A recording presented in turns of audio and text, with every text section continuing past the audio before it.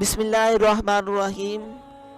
السلام علیکم شانی ویوز کے محترم ناظرین، آج کی ویڈیو میں ہم بات کریں گے حضرت موسیٰ علیہ السلام کا اللہ رب العزت سے عجیب مطالبہ اور ایک بچے نے کس طرح اپنے سوالوں سے اپنے باپ کو ولی اللہ بنا دیا۔ ویڈیو میں آگے بڑھنے سے پہلے اگر آپ نے ابھی تک ہمارے چینل کو سبسکرائب نہیں کیا تو پہلے چینل کو سبسکرائب کر لیں اور ساتھ ہی ساتھ بیل آئیکن کو پریس کرنا مت بھولیں۔ حضرت موسیٰ علیہ السلام اللہ رب العزت کے وہ پیارے نبی گزرے ہیں جو اللہ رب العزت سے ہم کلام ہوا کرتے تھے، اور آپ کا لقب بھی کلیم اللہ ہے۔ ایک دن حضرت موسیٰ علیہ السلام اللہ رب العزت سے ہم کلام ہوئے اور عرض کرنے لگے، یا اللہ مجھے میری امت کا سب سے گناہ گار شخص دکھا۔ اللہ رب العزت نے حضرت موسیٰ علیہ السلام کو حکم دیا، اے موسیٰ فلاں بازار میں چلے جا، جو شخص اس بازار میں سے سب سے پہلے گزرے گا وہ تیری امت کا سب سے گناہ گار شخص ہوگا۔ حضرت موسیٰ علیہ السلام اس بازار میں چلے گئے۔ ایک شخص اپنے بچے کے ساتھ بازار میں داخل ہوا۔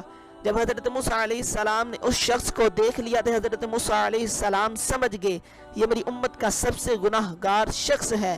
حضرت موسیٰ علیہ السلام واپس لوٹ آئے۔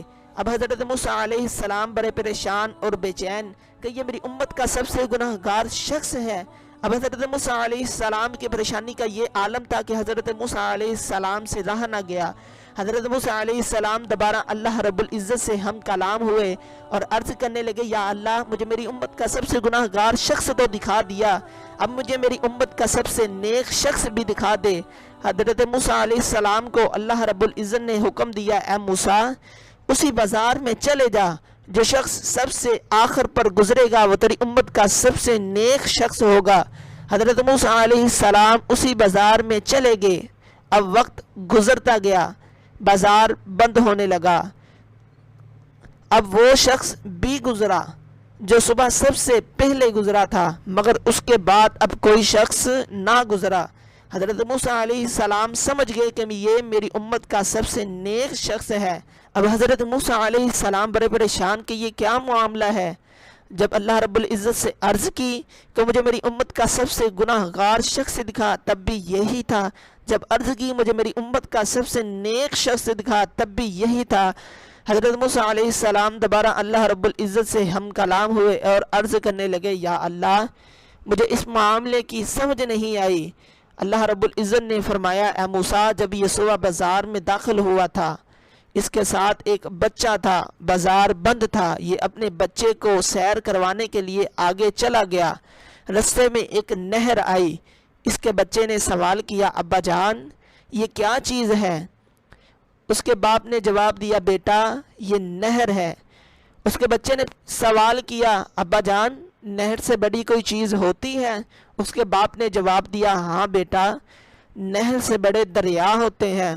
اس کے بچے نے پھر سوال کیا، اے ابا جان دریا سے بڑی بھی کوئی چیز ہوتی ہے؟ اس کے باپ نے جواب دیا، ہاں بیٹا دریا سے بڑے پہاڑ ہوتے ہیں۔ اس کے بچے نے پھر سوال کیا، ابا جان پہاڑوں سے بڑی بھی کوئی چیز ہوتی ہے؟ اس کے باپ نے جواب دیا، ہاں بیٹا پہاڑوں سے بڑے سمندر ہوتے ہیں۔ اب اس کا بچہ سوال پر سوال کر رہا ہے، ابا جان سمندروں سے بڑی بھی کوئی چیز ہوتی ہے؟ اس کے باپ نے جواب دیا، ہاں بیٹا سمندروں سے بڑے یہ آسمان ہے۔ اس کے بچے نے پھر سوال کیا، ابا جان آسمان سے بڑی بھی کوئی چیز ہے؟ اس کے باپ نے جواب دیا، ہاں بیٹا یہ آسمان سے بڑے تیرے باپ کے گناہ ہیں۔ اس بچے نے پھر سوال کیا، ابا جان آپ کے گناہوں سے بڑی بھی کوئی چیز ہے؟ اس کے باپ کے آنکھوں سے دو آنسو نکلے اور اس نے کہا، ہاں بیٹا تیرے باپ کے گناہوں سے بڑے تیرے رب کی رحمت ہے۔ اللہ رب العزت نے فرمایا، اے موسیٰ جب اس نے یہ الفاظ ادا کیے تو میری رحمت نے یہ گوارا نہیں کیا یہ شخص تیری امت کا سب سے گناہ گار شخص رہے۔ نہ صرف میں نے اس کے گناہوں کو مٹا دیا بلکہ اس کے گناہوں کو نیکیوں میں تبدیل کر کے تیری امت کا سب سے نیک شخص بنا دیا۔ سبحان اللہ۔ تو میرے محترم اور عزیز دوستو، آپ نے دیکھا کس طرح اس شخص کے دو آنسوؤں نے اس کو حضرت موسیٰ علیہ السلام کی امت کا سب سے نیک شخص بنا دیا۔ تو دوستو ہمیں بھی اپنے گناہوں پر ندامت کرنی چاہیے اور اللہ رب العزت کی بارگاہ میں دو آنسو بہا کر گر گرا کر اپنے گناہوں کی توبہ کرنی چاہیے۔